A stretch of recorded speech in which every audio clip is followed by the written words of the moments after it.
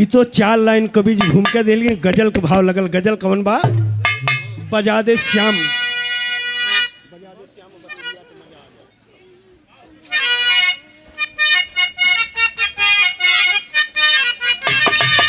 जाए। हमारे गीत की शुरुआत भल गई गजल के अंदाज बा। मास्टर संकेत दत्त हुए का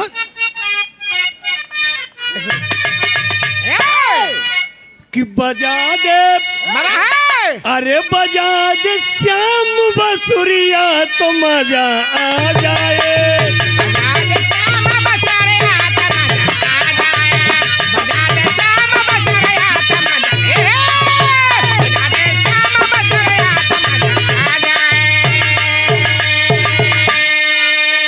अरे बजा दे श्याम बसुरिया तो मजा आ जाए, मजा आ जाए, हो मजा आ जाए। हिला दे पतली कमरिया तो मजा।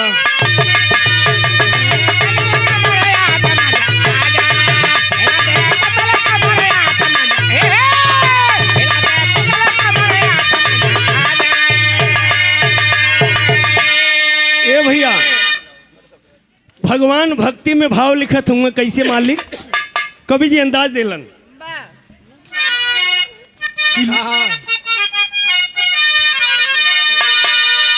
लगा जो ध्यान में योगी को ध्यान मिल जाए।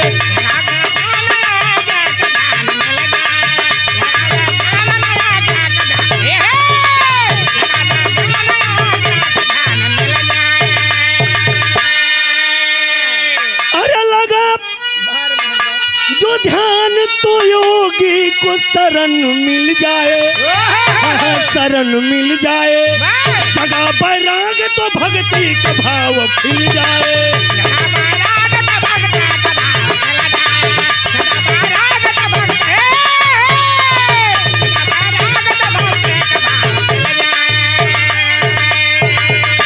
ए भैया, अब यहीं से हमारे विरह की शुरुआत हो गई बा। एक एक बात समझे के मिली और कहानी एकदम यही श्रीमद् भागवत से प्रेरित बा। कैसे बाबू? अब अन्नज को लाइए।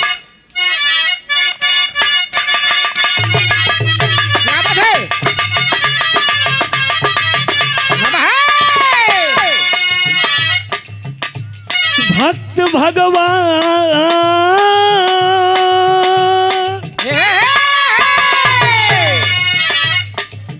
भक्त भगवान में विश्वास भर की दूरी है। भक्त भगवान में विश्वास भर की दूरी है। जगह बैराग तो आकांक्षा हुई पूरी है।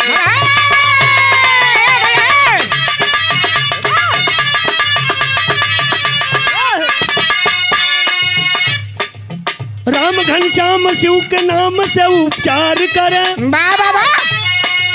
राम घनश्याम शिव के नाम से उपचार करे। इसी अभाव से अब देश का कल्याण करे।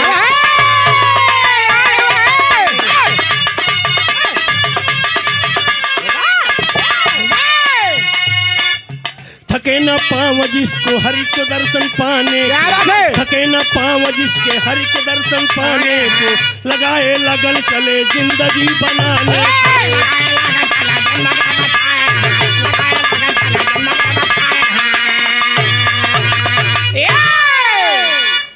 ए बाबूजी, एक हरिदास नामक के भक्त थे।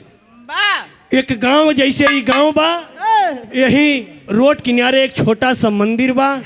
वही मंदिर पे रह के पूजा पाठ करके अपना जीवन यापन करते थे। अरे गांव जवार में अगर कोई किसी व्यक्ति को दुख तकलीफ हो तो शाम को भगवान उस भक्त हरिदास के पास पहुंच करके अपनी तकलीफ बताते कि बाबू बाबा तो तनी हमारे बच्चा के देख लेता है का कुछ तकलीफ।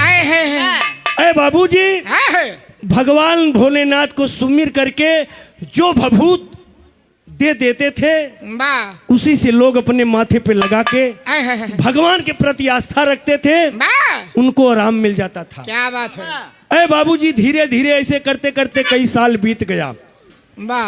वही भक्ति में लीन एक दिन उनके मन में एक इच्छा जगी कि यह दर्शन बहुत हो गया, अब चल के जगन्नाथपुरी का दर्शन करते हैं, चारों धाम की यात्रा करते हैं। अरे बाबूजी घर से निकल दिए, जब घर से निकल दिए कई दिन चले, एक दिन ही दोपहरिया चटकल बा। अरे बाबूजी गेहूं के खेत कटत रहे, दोपहरिया चटकल रहे, प्यास से एकदम व्याकुल। एक गांव में पहुंचते हैं, वहीं कुआं था और कुआं बरगद की छांव के नीचे, पानी ठंडा। ए बाबूजी एक नई दुल्हन, नई नवेली बर्तन साफ कर रही थी।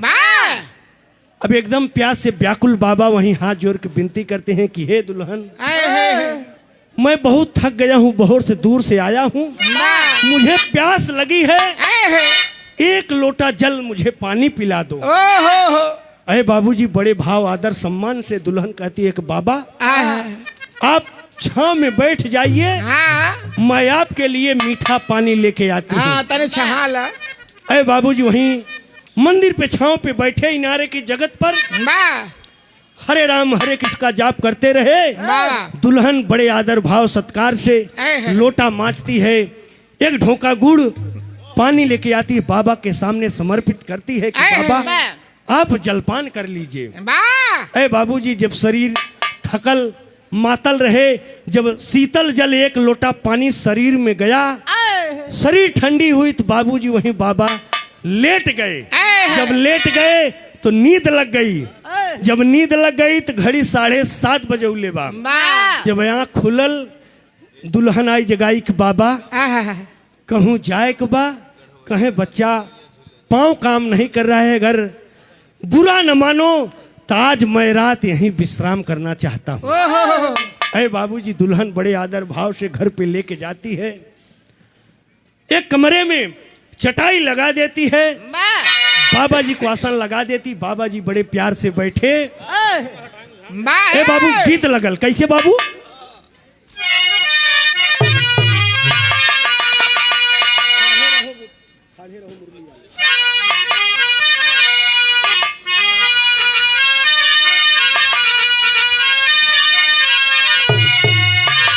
देखा रात के भी सुने, अभी भी सुने कि मतारी बहन बड़ा प्यार से यह गीत के गावेलिन। कैसे बाबू? कैसे? कि ठाढ़े अरे ठाढ़े रहो मुरली वाले, अरे ठाढ़े रहो मुरली वाले, गगरिया घरे धैले।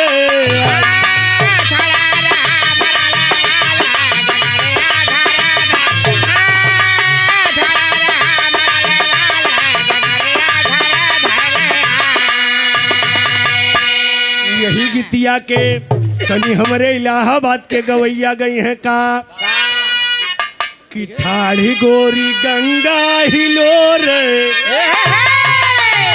अरे ठाढ़ी गोरी गंगा हिलोर, मछरिया ले गई झुलरिया।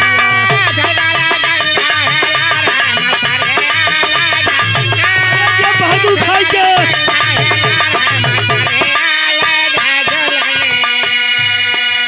तो आप सबके अंदाज रहा, लेकिन भक्त आरजू करत हैं कैसे? वह नारी से भक्त हरिदास विनती कर रहे हैं, कैसे बाबू?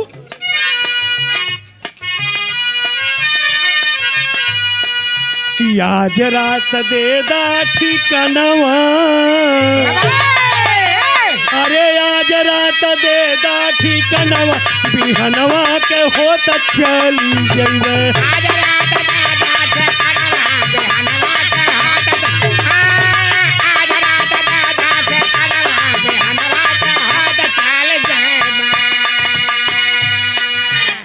राही पर रहमत दिखाई जनाना,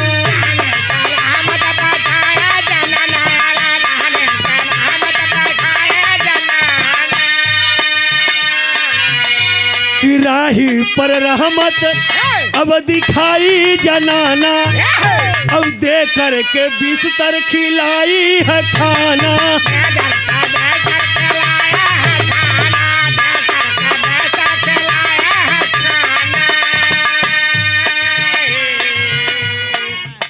पी के हाँ खाई पी के सूती गई घर नवा बिहनवा के होत चली गई। हे भैया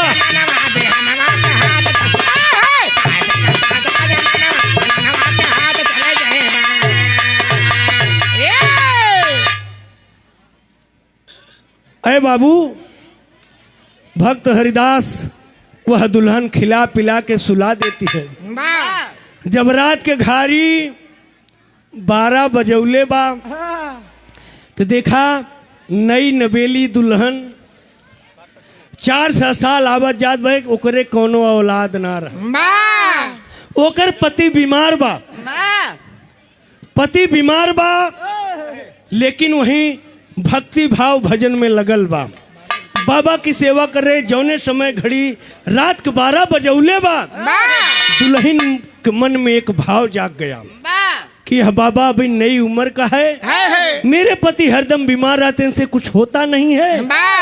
के जान बाबा से अगर जुआड़ बनता तो मेरी गोद भर जाती। अरे बाबूजी दुल्हन सच संवर के दुल्हन सच संवर के वह बाबा की रिझावे काम करत बा। एक लाइन गीत लगल कमल मास्टर।